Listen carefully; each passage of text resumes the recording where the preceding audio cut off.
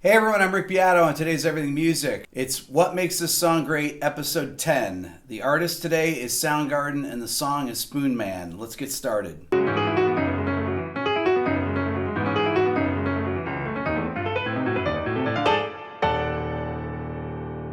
Okay, so let me just say something about the record this is from, Superunknown. This was released in 1994. The track Spoonman was the first single on it. And this is one of the greatest sounding records of the grunge era. This is one of my favorite sounding records of all time. I think if I had to put it up there just in the grunge era, this and then Versus, Pearl Jam, Alice in Chains' Dirt are all incredibly good sounding records. One thing in common with this record and Versus, for example, is that they're both mixed by Brendan O'Brien, but this was produced by Michael Beinhorn. So if you want to have a rock record to reference your mixes with or to listen to a vocal sound or anything, this is a great record to do that with.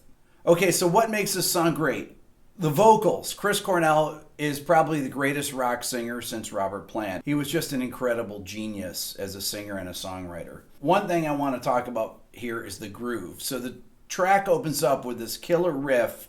It's in drop D and it's in 7/4. Let's check it out.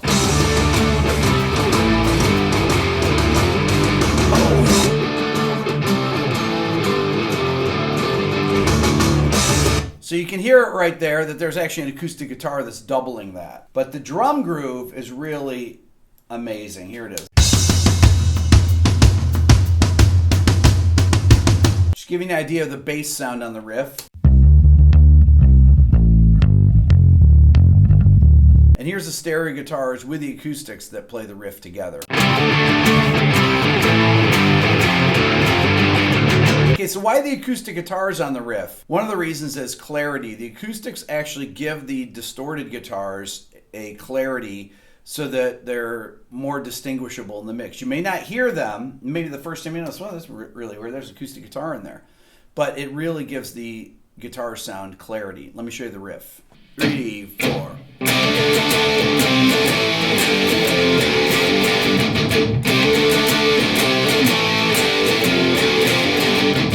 Let me play along with the track.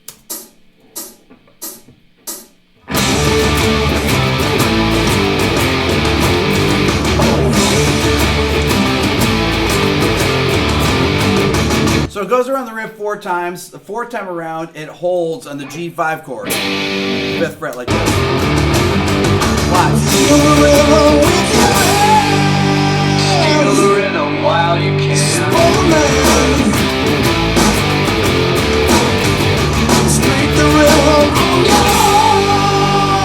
Let's check out the change of the drum pattern when the snare enters in the verse. Check it out.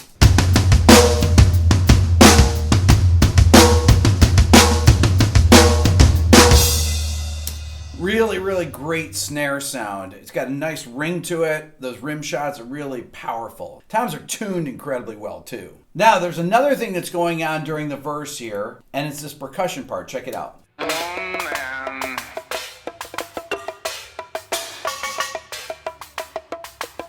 You can really hear that's a piece of metal being hit on that.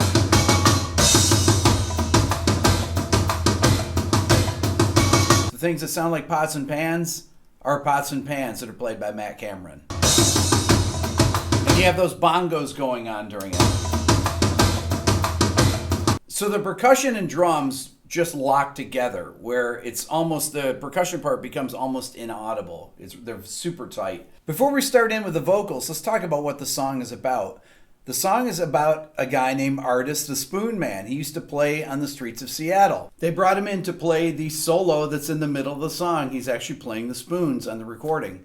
Actually, there's an original version, acoustic version of Spoonman that's on the single soundtrack. It was on a new release. It wasn't actually on the soundtrack. I believe it was on a later release of it that had some extra songs, but Chris Cornell took this acoustic version of Spoonman and made it into an electric version for Superunknown.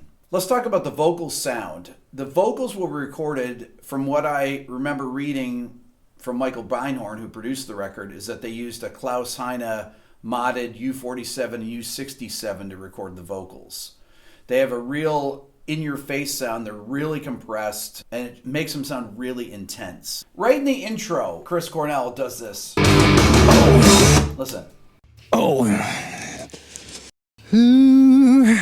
Those are kind of the vibey warm-up fills he does before the verse starts. Here's the verse. Feel the rhythm with your hands. Feel the rhythm while you can. Spoonman.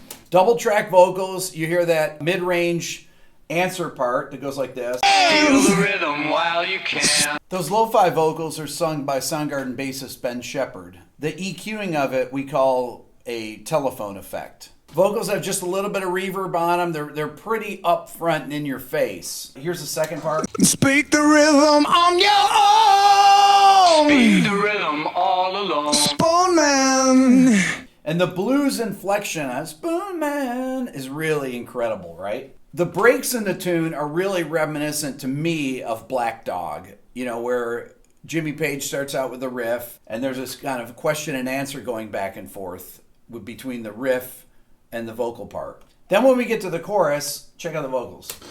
Spoonman, come together with your hands, save me. I'm together with your plan, save me. Save. And then he does this fill here at the end. Some of just these vibey fills he does. Well, all my friends are Indians. All my friends are brown and red. Spoonman. And all my friends are skeleton. Okay, right there. That is something that pretty much only Chris Cornell could do. And all my friends are skeleton. Just amazing. All double track. I have to state the obvious, but this is all done on tape. For those of you using Auto-Tune and Melodyne, people back then, all the way up until about the year 2000, people recorded on tape. I mean, they had a few things that they could fix an out-of-tune line with. You'd have a pitch change that you'd say, oh, let's move it up 14 cents, or let's move it down this, and you'd experiment, bounce the things to tape. But pretty much, you had to sing the parts right. So this is a great example of how people could sing. Okay, next, let's move to the drum groove in the chorus.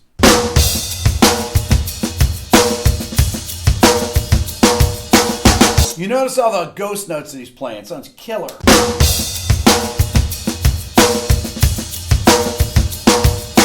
Then back to the tom group. Let's listen to the drums and bass together.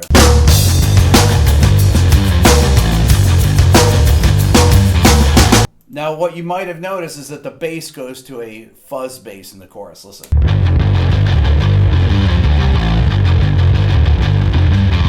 That's to give it a heaviness with the guitar since they're going to single notes. Listen with the guitar.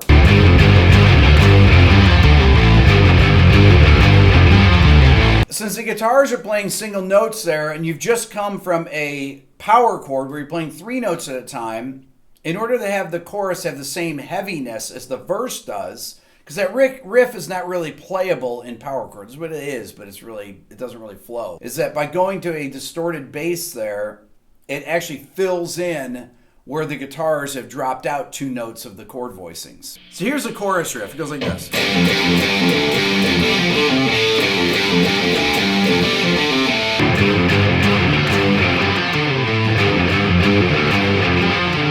Let me play along with the chorus.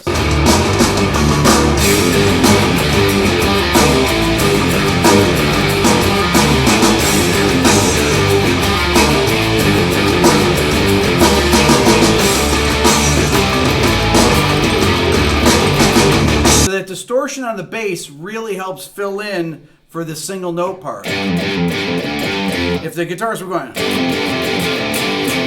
it would be harder to play and it wouldn't have that kind of slinky feel that it has. So after the second chorus, we have a little breakdown section that has the chorus riff, but these panning vocals, panning lo-fi sound. Then, almost like a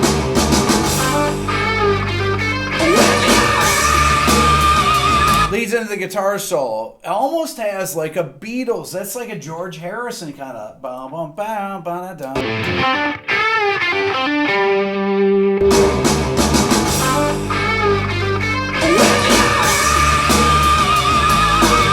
Okay, so the lead into the chorus, you have this incredible scream that Chris Cornell does right here. With your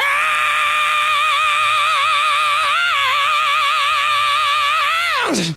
Okay, that's single tracked. That's amazing. Let's check out the solo.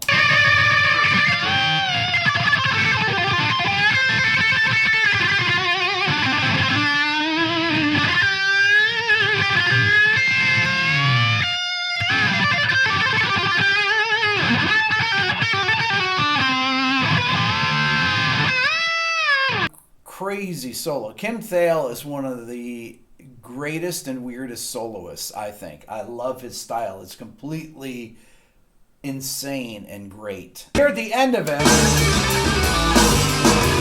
da, da, da, da, da, he's using that, he takes it from minor to major there. Then it brings us into the drum break here, where the spoon jamming is. That's Spoonman right there. And then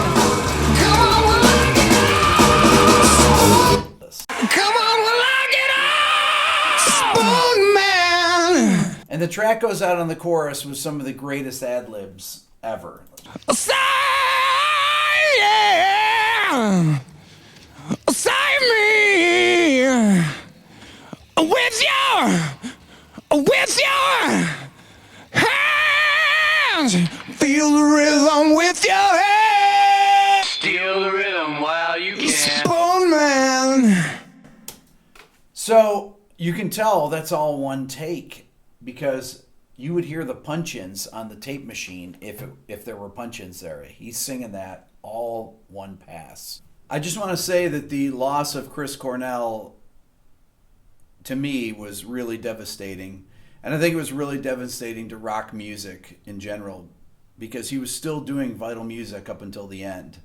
When I listen to these vocals here soloed, it's really, really inspiring, but also sad. That's all for now. Please subscribe here to my Everything Music YouTube channel.